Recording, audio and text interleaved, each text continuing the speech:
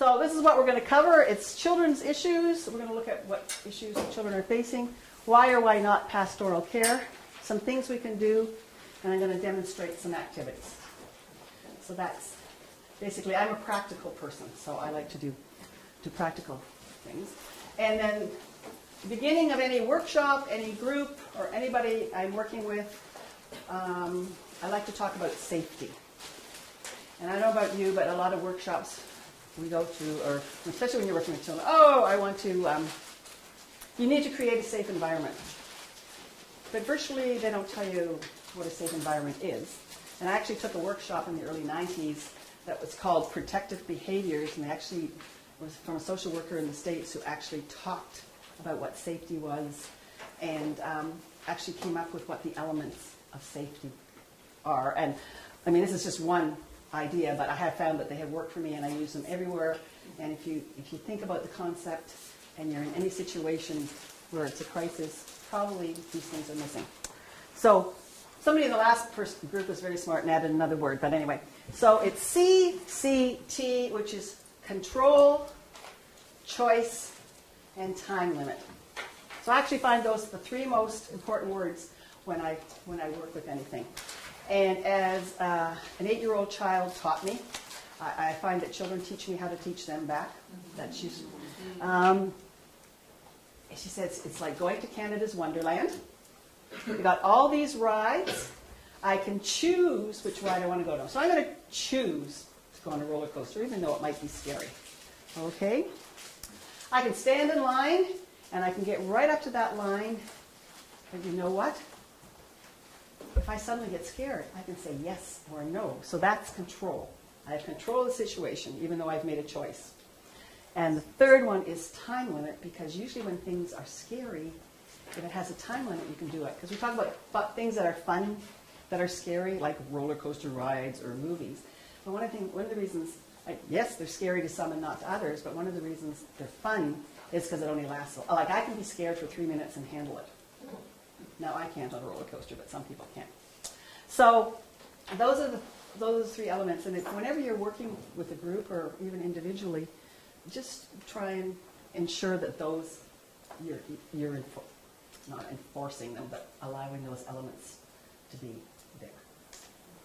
Okay, and I started my other program with a quote from World Vision. My husband was the chair of World Vision, so I've been to a lot of World Vision. And I think it's really appropriate for our group, and it is, if I remember, let me just think a minute. Our prayer for every child is a life in all its fullness. Our prayer for every heart, the will to make it so. So I think it's simple, covers the gospel message pretty well, and that's kind of the theme of this workshop. So I'm not going to go into any theological stuff because I'm a practical person, and there's books over there that can answer these questions. And so the first thing we're going to start with is children's issues. What are the issues our children are faced with? I want you to sit, because mine, when I taught children's ministry, I call it children's ministry. I don't like Sunday school because I don't think it should be a school model. I had an 11-year-old boy come to me and said, I'm tired of learning about all these people who are dead for 2,000 years. Like, what does this have to do with me? So I started thinking about that, and then a few months later, it takes me a little while, a few months later, I was looking at my class and thinking, well, what's going on in these kids' lives, okay? And that's when it got really scary. I had a child whose best friend had dropped dead of an aneurysm in gym class. I had a child whose father had been hit by a car and had permanent brain damage and would never work again. I had a child whose father had just become permanently disabled with a mental illness. I had, of course, divorce. I had separation. I had blended families. And I also had a child who was cutting themselves. And that was all in one class. And I got really scared. So, like, I'm not sure that... So how do we address these issues by talking about a Bible story? We've got to make them connect. So that's how I got into this. So I want I got a list from the class last time about what was happening to their children. So I just want to take you 30 seconds and think about what you think or know about the issues of what's happening with your child. Because sometimes we only see them for 45 minutes on a Sunday. And what else is going on in their lives? Yes? Grief. Grief. Yes. Big one. And I didn't bring any grief resources. I'm sorry, but apparently they have great grief resources here. Yes? Language barrier. Language. Is that because of, like, immigrancy or what? No, one little girl in my class, she's in a French school, and Oh. English is my difficult one. All right, yeah, we have to deal with, I'm just going to put French school to remind me. Okay? Yes? Well, divorce and blended families. Divorce. Blended families. Serious illness. Illness. Mm-hmm. I'm going to put physical or mental, because there's both. Learning disabilities. Physical, mental. Bullying. Can I just put ADHD or something like that for short? Thank you. Bullying. ADHD, bullying. Mm-hmm. There's simple sibling rivalry. My brother and sister, Oh, brother. I got lots of good Bible stories about that. Yeah, not necessarily positive. Okay, this one. Absent father but not divorced. Absent Sometimes absent. Yeah. father. Okay, and then there was another one here. Yes? Poverty. Poverty, yes. Parenting challenges. Parenting and... Stress from being overprogrammed. Oh, yes. Okay, I've already forgotten yours. What was... Parenting child. Parenting People being Parenting. overwhelmed by the challenges. problems. Stress. Transitions. Programming. Oh, you've got a list. Transitions. Okay. New school or new home or new neighborhood. Oh, yeah. New. I'm just going to put new because it can be new anything. It's quite a lot, isn't it? And probably in some ways are, and I'm going to put grief or loss here. That can be at many different stages. That can be part of transitions. Yes, it could be, but... Okay. So let's just go through this and see what the percentages are. How many people know that they have grief or loss in their the kids they're working with? Okay. But language barriers. Okay. Divorce. Pretty well almost everybody or blended families. Illness, physical or mental. Okay. ADHD. You're like learning, yes. Bullying. Sibling rivalry. absent father or parent. Poverty. Parenting problems. Stress about overprogramming. Transitions. So, like, there's a number of you, so it's not like there's single cases. I just want to tell you what one of my reactions to stress and overprogramming. One semester, like from the fall, we actually had all our kids go outside and just lie down and look at the sky and nature because they never get time to stop and think. And it worked for a little while, but anyway. So one of the things that I want to add to this that I have run into that is out there, I want to really stress mental illness because 1 in 5 children either have a mental illness or they have a parent with a mental illness. And we tend to spend time looking at ADHD or behavior problems, and there's actually a very high relationship between learning disabilities and parents with a mental illness. Because when you think about it, it's the same thing. It's a neurotransmitter problem in both situations. And they're also, when you have a mental illness, you have the genetic influence, and then you have the environmental illness, so they have a double whammy. So that's one of my areas of specialties. I taught mental illness education to children for 12 years. Yes? I guess the question for me surrounding that is, how do you know? I mean, maybe in certain cultures or certain, communities, people are more open about that kind of thing. But I think I would find it very hard in my particular situation to know which families were It, coping. it is very hard because it's still stigmatized no matter what they say.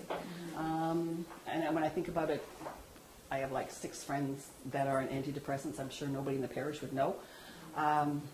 Don't know. I'm being more of an awareness because you might see it in the children and how they act. They might not have good social, especially with the mother, they won't have good social skills.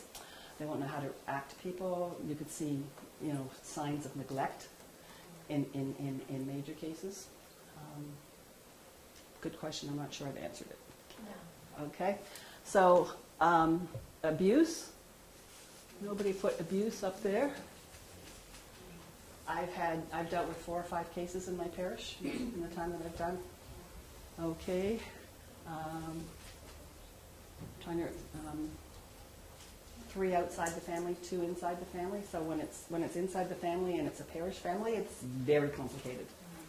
And trying to keep privacy and all that stuff is a real issue. I have a child whose father's in jail. We've got kids out there with that's another stigma. And there's virtually no resources for those kids. And under language where I put immigrants in our parish, we have, we're really mixed. It's 50% kind of, pretty upper middle class, and the other 50% is immigrants. So our church is very interesting. We're starting to draw this. We have a food bank, and I created a child care situation for children at the food bank because they're often standing for hours with their parents waiting in line for food. So I have child care. So I actually started having a relationship with them there, and they learn to trust you, and then they come to Messy Church, and then they filter into Sunday school. So half our Sunday school now is our immigrant children who from Asia or places who don't have a clue about Christianity.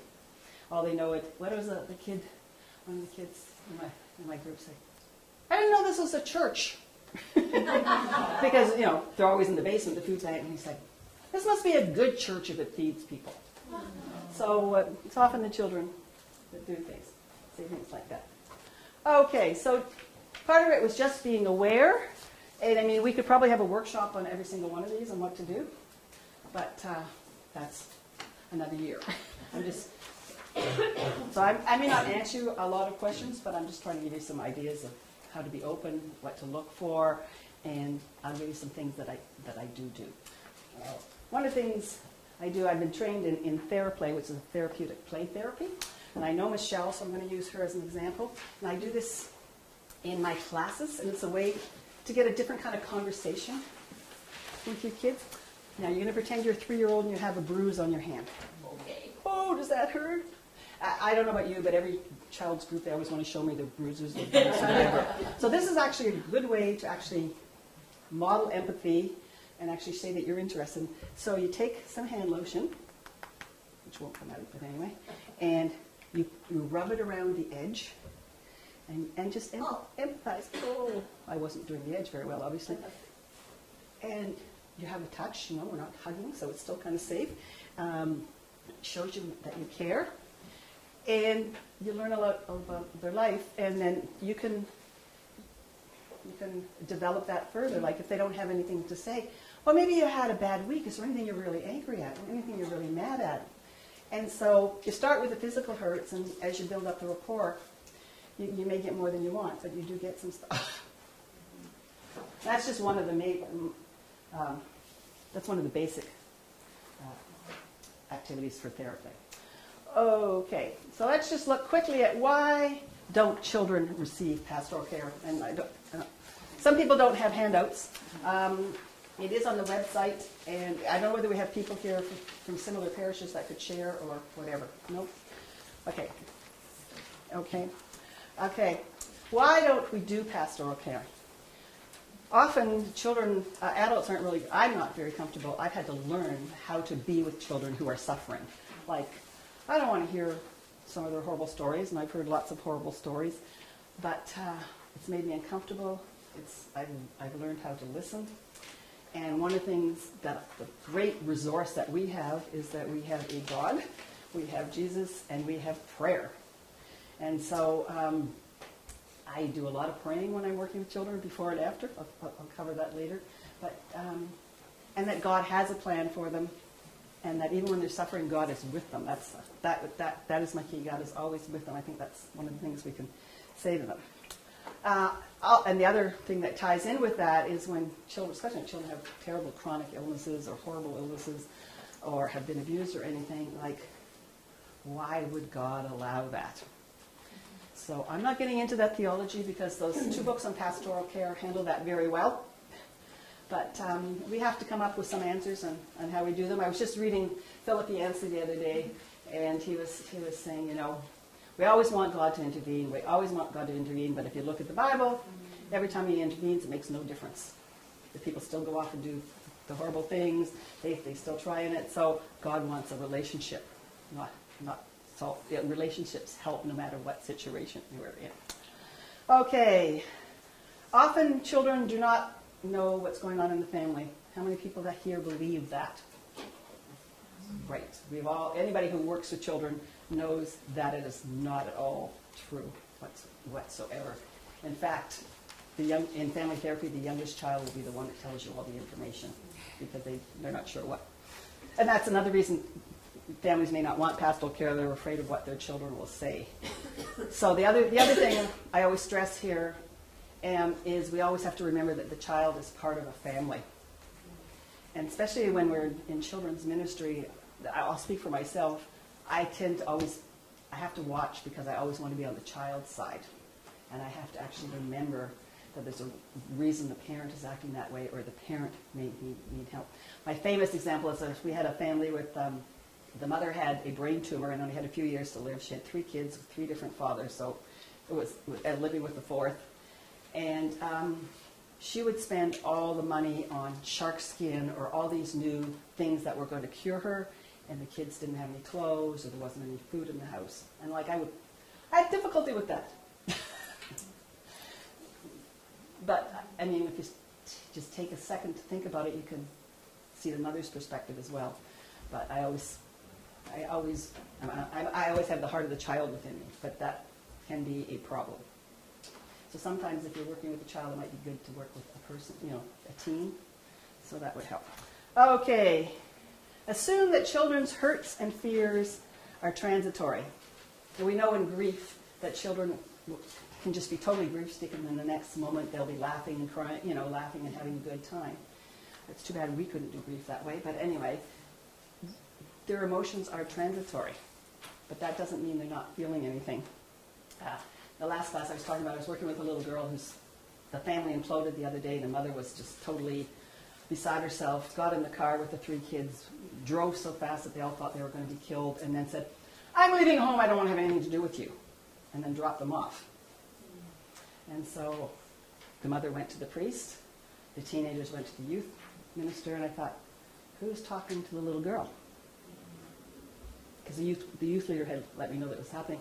And so I went and talked to her, and she just, nothing. So I said, well, you know what? I remember when I was 8 years old, I was at the top of the stairs, and my mother left. I remember standing and watching my mother leave, and she ran down the stairs and yelling at us that, nobody understood her, nobody wanted to live with her, she was never coming back. I said, I'm 67 now, and I still remember that, and when I think about that, I can feel the feelings. So it's okay if you don't want to talk about your feelings, but I know that they might be there. And I just leave it like that. So sometimes if you can give a personal example, that's all you need. I mean, I got her to draw. She draws. And so she drew a picture of herself with a really upset face. And it's the other little details. It's when they put the sun in, the sun doesn't have a smiley face, then you know how they're really feeling. So I do a lot of art with children because they often don't have the words. Although this kid has the words. When her father went to jail, I said to her, sometimes we have really strong feelings when something happens. And sometimes I call it butterflies in my stomach. My stomach feels funny. She says, "Mine are not butterflies. My stomach is mad, mad, mad, mad, mad, mad." That's 7, 8 mads. Okay, we got the picture. And then she drew a picture. I gave her some chalk, and she had all these circles, and planets everywhere. And she said, you can, so-and-so can come in here, so-and-so can come in here, so-and-so can come in here. And we're talking right about control here, you know.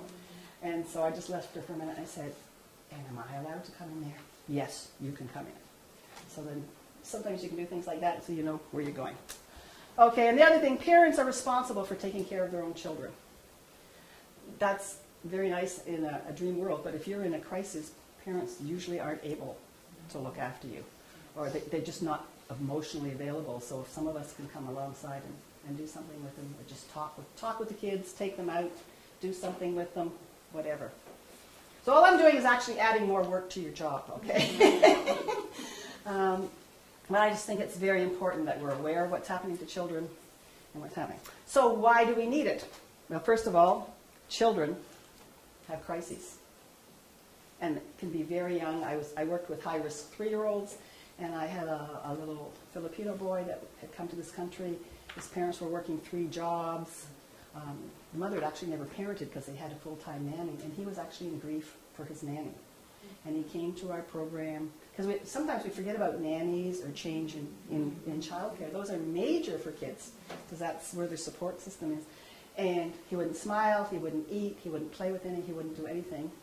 And we found out his mother, the nanny would phone every week, and the parents wouldn't let the little child talk to him because it upset him. So they thought it's better not to upset him. And so when we went in there and made a whole bunch of suggestions about what they could do, in the next session he was totally turned around and ready to move forward. So the good thing with children is they're resilient and can change if they get, if they get good help. Pastoral relationships with children when they are in crisis can have a significant impact on their spiritual growth and development. Priests know this already, but anybody who works with adults, whenever you're working with an adult who has a problem or some kind of issue, it usually relates to something that didn't get resolved when they were a child. That's what I have found. I don't know whether you have found that. And that children are resilient and can work through the issues. I think I've covered all the other ones. Okay, so resources and ideas. Or anybody, maybe somebody has some other suggestions to add to that. I'm just kind of doing basic stuff, just to get you thinking. Okay, resources and ideas. The first one I have is prayer, prayer, prayer. I pray before I meet with a child. I often ask people to pray while I'm meeting with the child, because sometimes I really don't want to address the issue that the child is dealing with. And if they know that I have to address, I don't ever tell them anything, if they know I have to address difficult issues, they might ask me if I did it, and so I have to say yes. and then I always give the opportunity for the child to pray and what they want to pray about. And one of the things I really found is it is very surprising what they want to pray about. It can be something totally related, but there's probably some connection in your mind that we haven't picked up. The other thing I do when I always have children is I have what is called a children's kit. And I just use a grocery bag or whatever. You could probably have a better one than this dirty one. I thought about doing a Toys R Us one, and then I thought, no, the kids will think I'm bringing them toys. So I don't do that. And so I always have feeling posters. You can get this from the internet. What I would do, I didn't have time today, is I would cut them all up and make them individual so children could choose. That reminds me, I forgot to tell you about these up here. These feeling posters up here are from Scholar's Choice, and I find them super useful. I just use them for everything. I always have an other, because it could be a feeling that I haven't captured, or the child may have another word for it, and you've got to validate whatever their feeling is. When I work in group works, in my first session I have them all line up under one and how they're feeling, because when I did groups on mental illness, I had 8 kids that didn't want to be there, ever, because they were all mandated. And so they'd all be under angry or mad or whatever. And just being able to stand in front of one would make them feel better. And then at the end of the session, I'd say, okay, have your feelings changed? And sometimes they hadn't, and they'd say, well, I'm less angry. I thought, well, that's movement. I had one child, a 5-year-old, curl up under guilty into a fetal position and tell me he didn't want to live anymore. and my co-facilitator was running it at the moment, and she just went blank. And it's amazing how the words do not come. I said, I'd be really sorry if that happened, because I would really like to get to know you, and then hopefully you could address it a little bit better than that. But I've had that happen a couple of times, and it's very hard not to freeze. And then I love group work, because the rest of the kids say, you know what, I think he feels guilty because his mom is sick. I know sometimes I feel that. So that's why I like working in groups, because the kids do most of the work. I just help them get it out. Okay, so I have a lot of the children crisis centers give out teddy bears or something like that for them to hold. I have a scarf, because especially women, I don't know about men wearing scarves, but scarves you can do anything with. You can play peekaboo, you can play tug of war, you can tie it up in a knot and make it a ball. And when I do peekaboo with children, I do the different emotions. I start with happy and sad and angry and mad and surprised. You know, just don't use it, just don't do a regular peekaboo, especially when you're working with children who you think there's some issues. I have markers and paper, because I always get them to draw. I sometimes have stickers. I use stickers in two different ways. Sometimes it's kind of a little present as they leave, but you can get stickers of almost anything, and you can get stickers that represent different emotions, because like you can have happy faces. You can have bees for, they sting when you're in pain, spiders when you're scary. So sometimes you can, why don't you put the stickers on that and to see that, or else you can just have them as a reward. And then I have, always have a ball. And then I have some play people. If you're experienced enough, and you can talk about the family and things like that. And I use a shoebox as a house. And then the other thing I learned when I was doing the early intervention work is that the toys that they play with often reflect how they feel, especially for younger children. So the last person said, well, why don't you put those in your kit? And I thought, well, that's a really good idea. I love it when people give me better ideas. And so, like when they play with farm animals, that means they're usually pretty calm, or things are on an even keel. Or they start playing with jungle animals, there might be some emotions under there. When you play with dinosaurs, I've never seen a kid who doesn't do fighting with dinosaurs, and dinosaurs usually represent anger. So that would be something you could have with, depending on how big a kid is. And the other thing I learned, which it was funny, when I was at the Hinks, like I said, well, we're supposed to be doing emotional development. I don't see any emotional and how we're regulating the emotions. And that's when they told me about the animals. I thought, oh yeah, I never thought of that. Yeah. And then one of the things they always did to calm a child down was to have a puzzle, because putting pieces together is actually symbolic of how they're feeling and putting it together. So giant puzzles of kids that you can pull apart and put together, things like that. Another one that showed me anger, he would build 2 towers. It was just after 2001 when the Twin Towers went down. He'd build one pile of blocks, another pile of blocks, knock them down. Kept doing it and doing it and doing that. And then he started having trouble with his teacher in school, who had labeled him for something that I don't think he had. And he would come in every day and he would do that for 15 minutes, and that would calm him down. So sometimes building things and smashing them is a good way to get feelings out as well. You probably have lots of other ideas, but I'm just giving you some of the ones I have. Okay, some of the things we might be able to do. There's so many kinds of groups out there that you could run or have people come in. I was just saying in the Anglican this time, they had 3 different things, 3 different churches that were doing things with people. One was doing a Christian parenting course, one was doing a playtime, one was doing a chat and play cafe, one was doing a music group. And it's really good ways to get outside children in.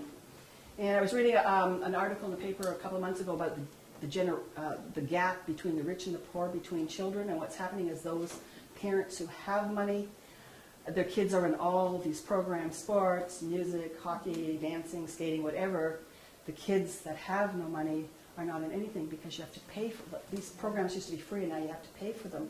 So just running a simple sports thing or something at your church to give kids in your neighborhood something to do would be good. And I have to tell you that once you get the kids in and the parents in, that's when you really start to hear about what's going on in the family. At our first messy church, we have dinner because most of our kids are food banks, so we make sure that they're fed. The first thing the mother said to me, "Oh, I can't come every time because my child is in supervised custody because my husband's been arrested for domestic violence." So you often don't get that in a 45-minute or an hour in a Sunday school class, but when you meet them in different situations, you do. And there's different groups out there. There's a Rainbows group that you can, there's a whole manual, and they teach you on grief and loss and separation and divorce. And there's a Christian and a secular one. I did a group called Bridges to Understanding that I have a manual if anybody ever wants to do anything about mental illness. And other things I do is the Child Food Bank, and I do programs in our local community. I'm working with younger kids now, sort of 3 and under. So there's lots of things you can do. Other things that I have done in my role is I've actually been the supervisor for a custody situation. Another time,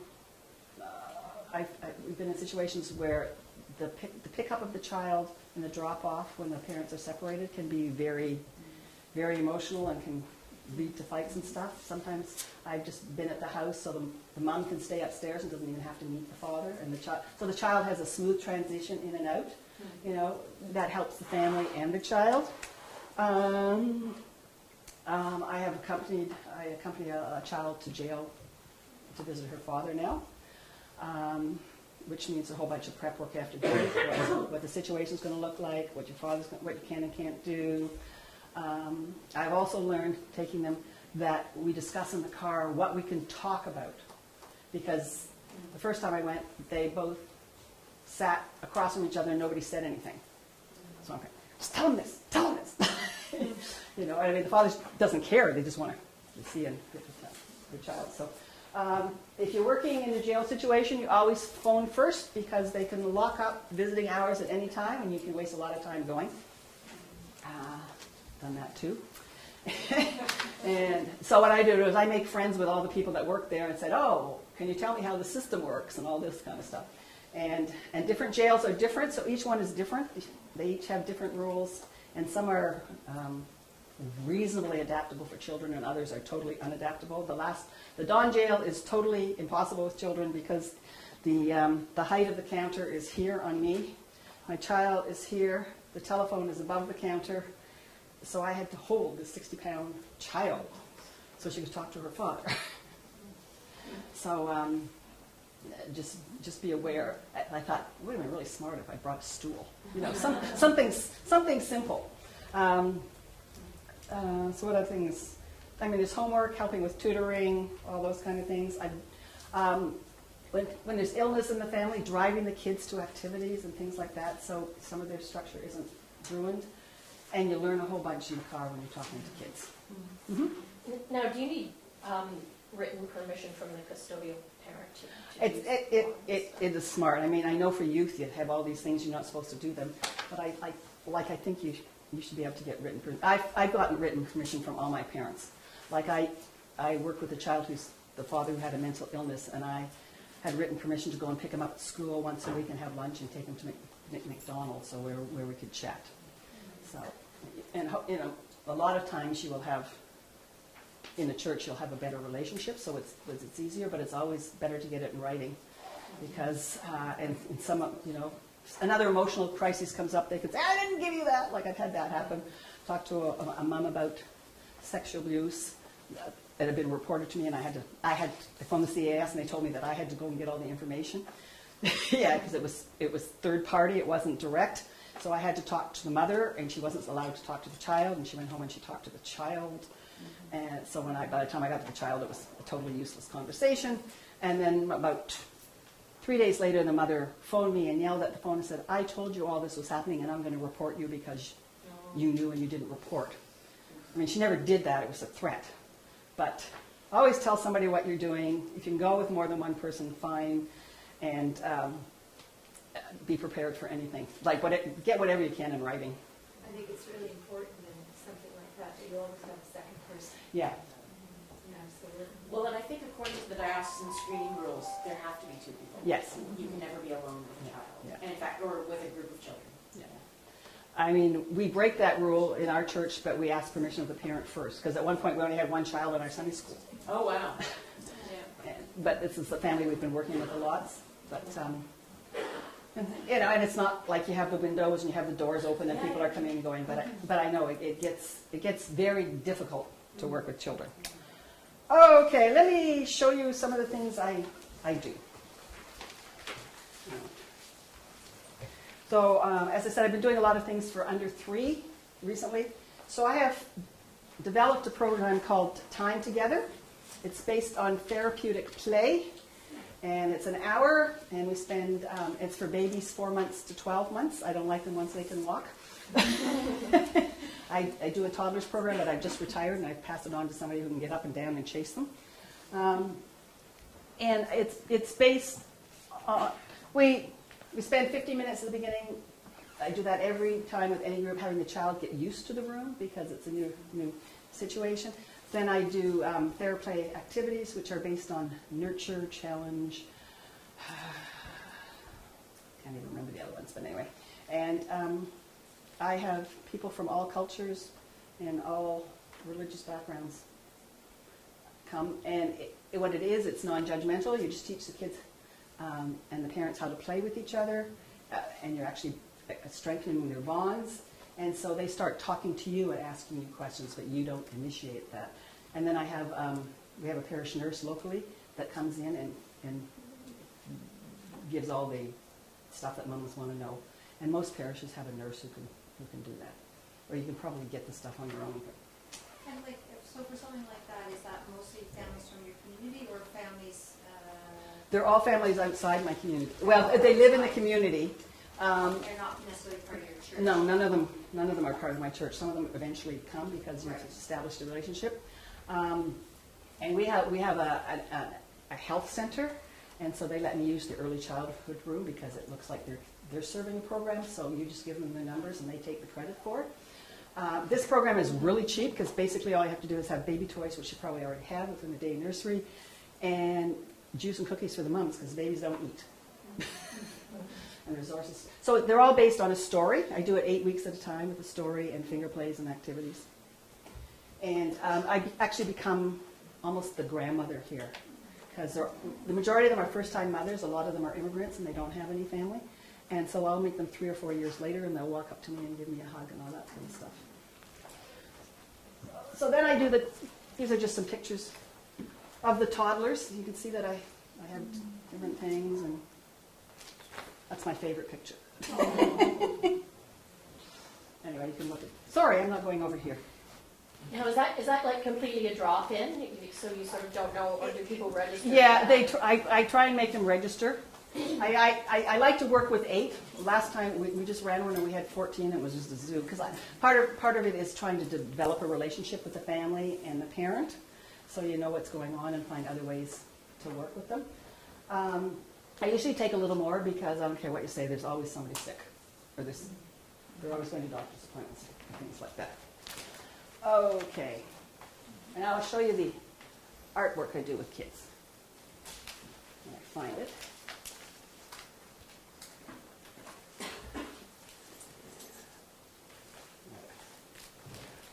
In your handout is something called My World Art. I think it's probably from one of those pastoral things. As I said, I always do art with children. The examples I have are from my mental illness group because I get to save their pictures. And so it's just saying, oh, wonder what's your world like today? You know, is it raining? Is it stormy? Is it sunny? What color is your world today? Is it zigzag lines? Is it straight lines? Is it circles? Just to give them some ideas and images, and just telling them it doesn't have to look like anything. Now, both examples I have look like something, but anyway. One I've got was just all question marks. Somebody living with a mom who has mental illness and never knows what's going on. Some just do random, just even the way they color you can tell, because sometimes they go like they're tearing through the paper. You know there's something wrong. Okay, so this is from a 9-year-old boy who lived with a mother who had bipolar. Oh. And I think it's a great image. Yeah. He couldn't explain it in words, but this is what his life is like living on a roller coaster, and he actually has the car going off the track. Okay? You don't need to be an art therapist to understand what's going on in that kid's life. This is a child, he just asked me one day, could he draw on the board? His mother had depression. He actually drew the entire cycle of depression. And this is children who don't know what are going on, right? Right. Okay. So that one's a good, like, I have the words I use and the examples in there. What age were those children? These were 6 to 12. Like, I have younger pictures, but I have 20 or 30 of these pictures I just chose to. Yeah. Yeah. Like, I have one for the 6-year-old, and all the letters are backwards. I'm sad with the D's and things like that. I mean, I've had hearts with slash through them called heartbroken. I had somebody who drew a giant tear. So you get the picture. And then the other thing I do is I address fears. And this is an art program. It's very easy. You can adapt. You can adapt any of these to however you want. It's just a plain piece of white paper with a black door on it, and the door opens up. And you can do this in different levels depending on how well you know the child. Because when I first did it, they had a draw along the border what color was fear. And then you ask them why they chose that color. What's an example of a sound that you're afraid of? A smell that you're afraid of? A touch that you're afraid of? Then I was told by a psychiatrist at CAMH that I was delving too deeply. But if you ever want to learn anything, it's amazing. Gunshots, hospital smells, alcohol, you'll learn everything. You know, depending on your relationship with your child, you can do this. Okay, and then they open the door, and then they draw their worst fear. And it's interesting, when I did this with mental illness, I used to do this early on, before I did mental illness education. And when I did it afterwards, I got much more specific fears, because beforehand, every child did a drawing if they were terrified they were going to become like their parent. When I gave them mental illness and statistics and the chances of them getting it, then we got to more specific issues, which was things that we could deal with. So that's so this is one of them. This is a 10-year-old boy. It's a picture of a big knife. And what does it say? Death, murder, depression. Like, his big question for me was, can you die of a mental illness? A very difficult question to answer. And he said, oh, this isn't really happening. My mother cut herself when she was cutting up the chicken. So you have to decide what's happening. And this one was a child who was, and it's interesting that the border colors always appear in the picture. So they're actually using the same colors. This is a child who was terrified her mother was going to come into the bedroom at night and kill her. And she was 8, I think. And in this one, we're pretty sure that this wasn't going to happen, because she actually did not live with her mother and hadn't lived with her mother for 3 or 4 years. But that fear was still there. And it doesn't matter whether it's real or not. You have to acknowledge it, because if you can't acknowledge the fear and work through the fear, it's going to stick there.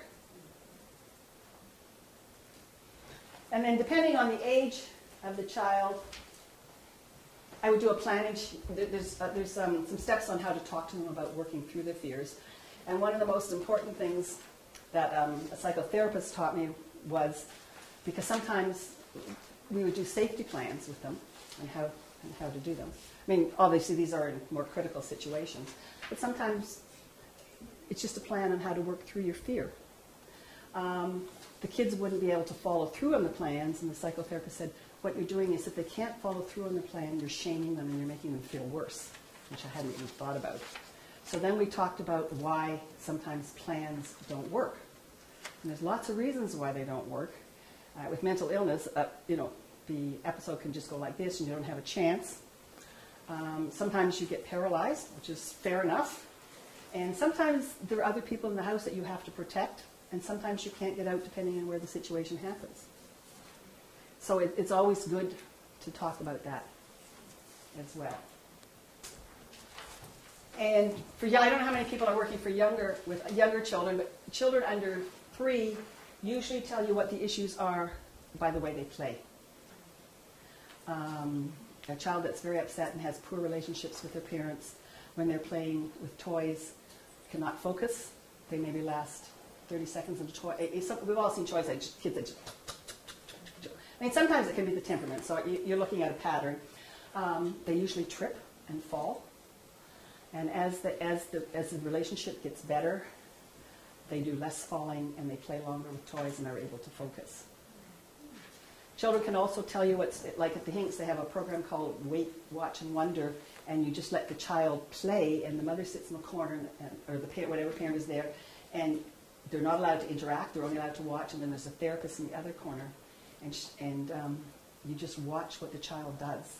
And the child, a lot of the issues that come to Hinks are kids that won't sleep through the night, and the child will play with the doll, putting it to bed and putting it out of bed all the time.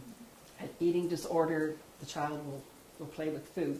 The one I remember most is the child played with the Fisher-Price doctor kit, tapped my mother on the chest, and she kept doing that week after week after week. And the therapist said, don't worry, the child will continue to play this until you finally get it. So like if you don't get it the first time, don't worry about it.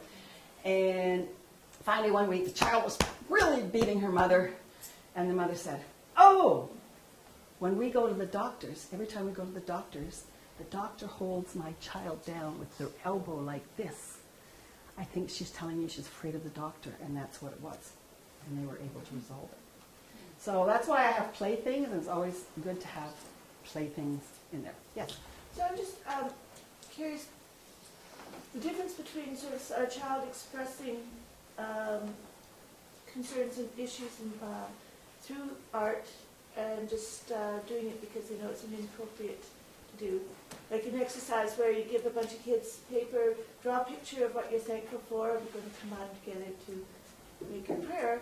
And I've got kids drawing pictures of flowers and trees and birds. And I've got one kid who's drawing skulls and blades and everything. But I know that child really likes playing video games. Yeah.